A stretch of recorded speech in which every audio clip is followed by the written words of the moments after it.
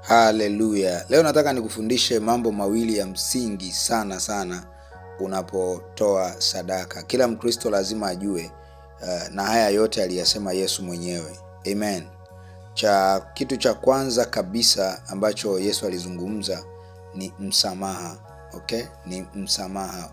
Hivi ni kitu ambacho unahitaji kiwe ndani yako. Maana yake upaswi kwenda ukiwa na ugomvi na watu unapoenda kumtolea Mungu sadaka. Unajua kwa sababu gani? Kwa sababu unapotoa sadaka Mungu huwa anauona moyo. Na kwa sababu anauona moyo, hawezi kupokea moyo ambao una uchungu, moyo ambao una ugomvi na mtu. Kwa hiyo unapotoa sadaka, alafu umembeba mtu, hawezi kuipokea kwa sababu sadaka mbele za Mungu ni moyo. Umenielewa? Yes, that's why lazima ujue hautoi kumsaidia mchungaji au padri. Kuna watu wanafikiriaga natoa. Nimeona kuna mtumishi mmoja kuna siku aliniambia ana uharaka sana anaenda Roma, kwa hiyo nataka nimtolee, hawezi kukataa. Nikasema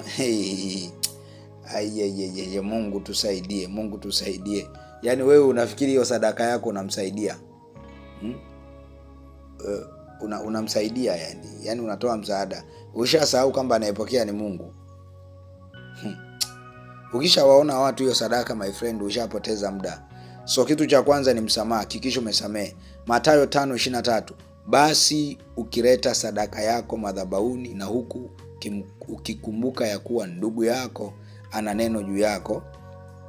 24, iache sadaka yako mbele ya madhabahu, uende zako upatane kwanza na ndugu yako, kisha urudi uitoe sadaka yako.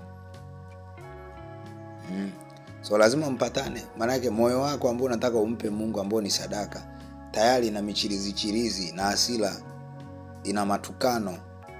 Amen.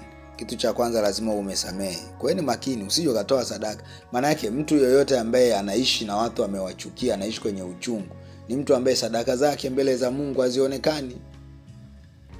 Samehe watu. Yaani ngoja niwaambie, kutokusamehe ni kizuizi cha karibu kila kitu. Kwa sababu hata dhambi utasamehewa. Soma Mathayo 6:24. Mathayo 6:14. Mungu hawezi kukusamehe kama wewe umembeba mtu. Lazima umsamehe kwanza ili na yeye akusamehe. The same sadaka ni kitu haya mambo yote, hata maombi ukienda mbele za Mungu anaangalia moyo wako. Umenielewa? So unakuja kugundua kumbe msamaha ni kizuizi cha kupokea chochote kutoka kwa Mungu. Huwa inamfukuza Mungu, inamweka mbali. Sema amina. Mathayo, kitu cha kwanza ni msamaha, okay? So hakikisha unasamehe. Kitu cha pili ni lazima usipige panda. Ngoja nikusomee. Usipige panda maana yake nini?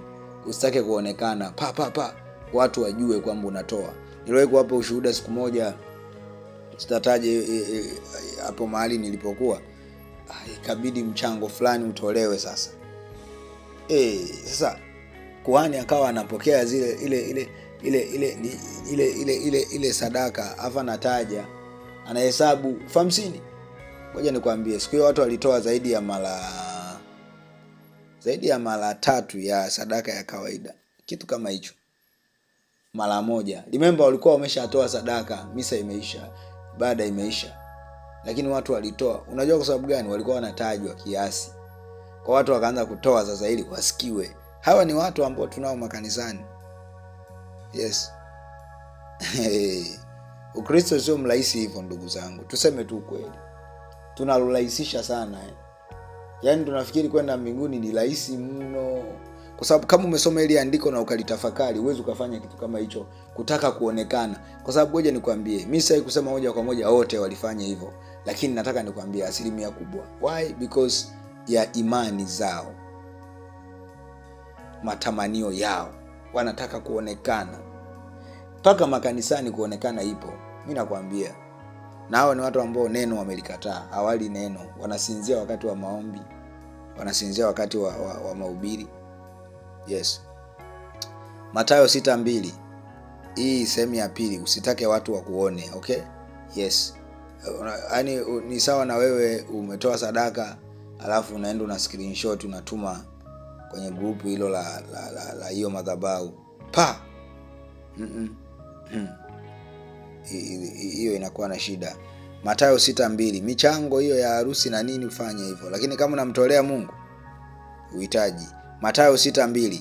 Basi wewe utoapo sadaka usipige panda mbele yako kama wanafiki wafanyavyo katika masinagogi na njiani, ili watukuzwe na watu. Amini nawaambieni, wamekwisha kupata thawabu yao. Bali wewe utoapo sadaka, hata mkono wako wa kushoto usijue ufanyalo mkono wako wa kuume. Yes, yani hata kama mkeo asijue unatoa kiasi gani. Hiki kitu ndio Roho Mtakatifu ananiambia hata mimi. Hata mkeo asijue. Nakumbuka mimi niliwahi kufanya kosa, Roho Mtakatifu ananikumbusha. Kwenye zaka. Kipindi hicho Mungu ameanza kunifundisha utoaji. Ananipa moyo wa kutoa. Nikawa natoa sasa ile kabisa yenyewe, okay? Sasa ukitoa ile yenyewe, unakuta mfano una mzazi anaangalia, kuna siku zile aliniambia kitu gani, kwa sababu yeye na yeye ndo alikuwa ameanza hapo. Kwa hiyo anaona kama vile unatoa sana, so kuna muda anaangalia fulani hivi, anaona kama mtu vipi.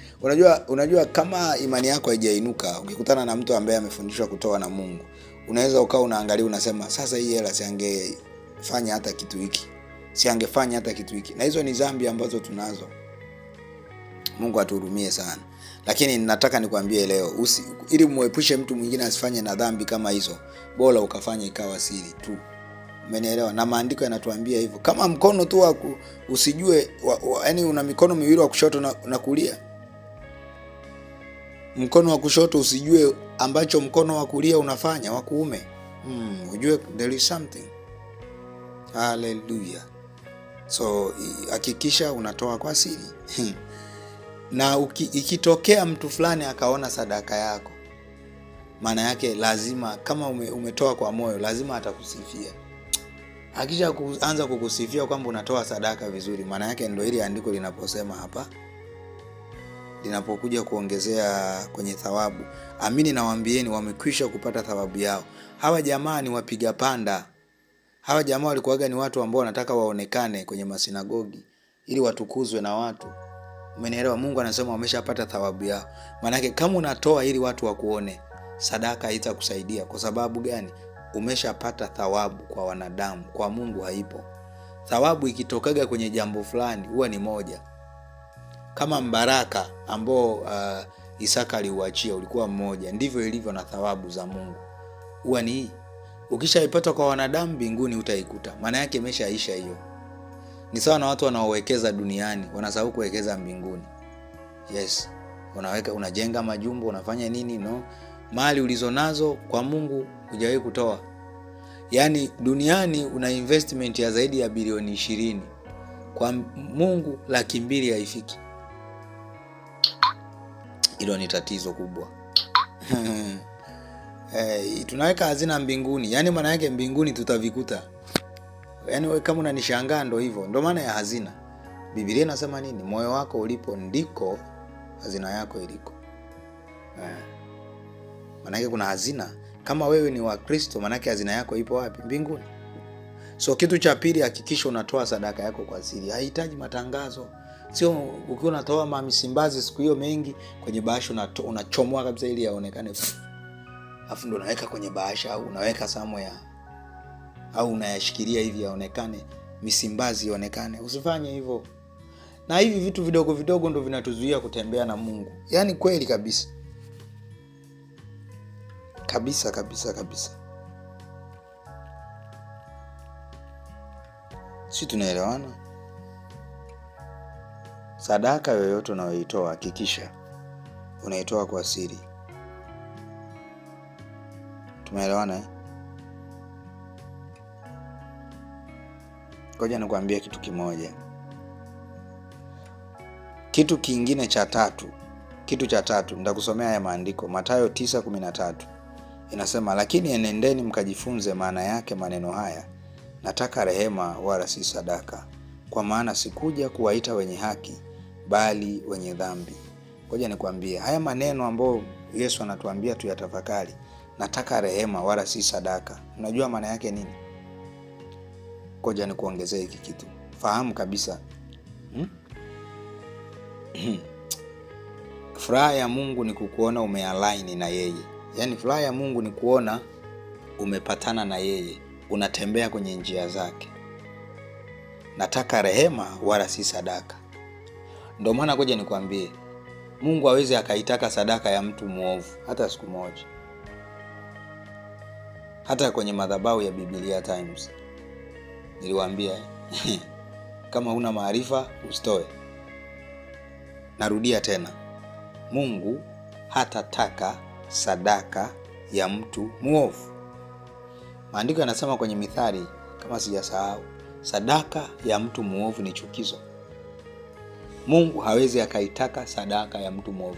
Maana yake unapotoa sadaka, hakikisha umejitakasa. Namba 3, hakikisha umejitakasa. Msamaha ni tofauti na ninachokisema hapa. Umenielewa? Yes, kwa sababu wewe nikwambia, unaweza kuwa umezini na mtu, kwani inahusiana na msamaha? Umezini naye, mmekubaliana, mjagombana na mmekuja wote wawili. Maana yake Mungu anasema nini? Yoyote ambaye anakuja kutoa sadaka mbele zake, hakikishe kwamba amealign na yeye. Rehema ndo zinatupeleka karibu na Mungu. Rehema ni msamaha usiostahili ambao unakuweka karibu na Mungu. So Mungu kabla hajaitaka sadaka yako, anataka uwe sawa na yeye. Yesu anasema anataka rehema wala si sadaka. Kuna mtu leo tu nilikuwa naongea naye, ananiambia, mtumishi, nataka kupanda mbegu ya kuanza mahusiano na Mungu. Tena ni huu mstari nilikuwa naona, ngoja ni Roho Mtakatifu ndo ananiambia ngoja ni uchukue nimtumie. Kabla uwezi ukaanzisha mahusiano na Mungu kwa kumtolea sadaka. Uwezi ukaanza mahusiano na Mungu kwa kumtolea sadaka. Unaweza ukaanza mahusiano na Mungu kwa kumtolea moyo wako. Kwa sababu uwezi ukamtolea sadaka kama moyo wako sio safi, haitakubalika. Kabla hujatoa sadaka lazima moyo wako uwe safi, kwa sababu hata sadaka ni moyo. Umenielewa mpaka hapo? Watu wengi isikiliza hii injili itakusaidia. Nataka rehema wala si sadaka. Hakikisha umepata rehema mbele za Mungu kabla hujatoa sadaka, kwa sababu Mungu anakutaka wewe kabla ya sadaka. Na of course kabla hujatoa sadaka unaanza kutoka wewe. Mungu anakutakabali wewe kwanza kabla ya sadaka. Yes, ndio maana ngoja nikwambie, unaweza ukatoa milioni 20 na mwingine akatoa milioni 1. Wa milioni 1 ikapokelewa, milioni 20 isipokelewe, kwa sababu hutoi sadaka kumuhonga Mungu. Inategemeana na moyo wako. Kuna mtu atatoa milioni 20, ndio ni kubwa sana, mara 20 ya milioni 1, lakini the same guy ni mtu ambaye moyo wake ni mchafu.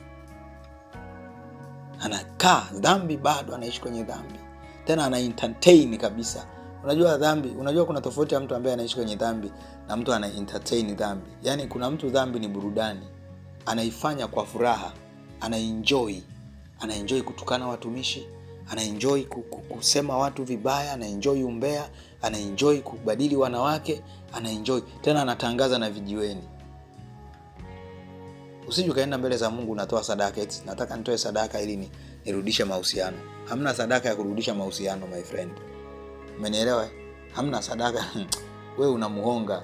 Kwa sababu unavotoa sadaka ya mahusiano anapokea moyo. Moyo wenyewe mchafu. Sasa ataipokea. Maana yake hakuna sadaka ya kurudisha mahusiano, haipo. Kuna sadaka ya kuimarisha mahusiano. Na hiyo ndo sadaka tunayotoa kila siku. Kwa sababu sadaka ni alama ya upendo, kumdhibitishia unampenda, kuimarisha mahusiano na yeye. Hakuna sadaka ya kuanzisha mahusiano na Mungu. Kwa sababu uwezi ukasema unampa Mungu sadaka ili akupokee. Haipo. Takasa moyo wako halafu mwambie nimerudi. Nimerudi kwako. Haleluya. Hili somo likufundisha kwamba hatumuhongi Mungu. Yaani kuna mtu ametenda dhambi, amevuruga huko, ameharibu mambo yake, hajatubu wala nini, anakuja Baba na kutolea sadaka maana wewe ni mwema sana. Usije kufanya huo ujinga. Usije kufanya huo ni ujinga. Yes. Jitakase kwanza, jisafishe kwanza.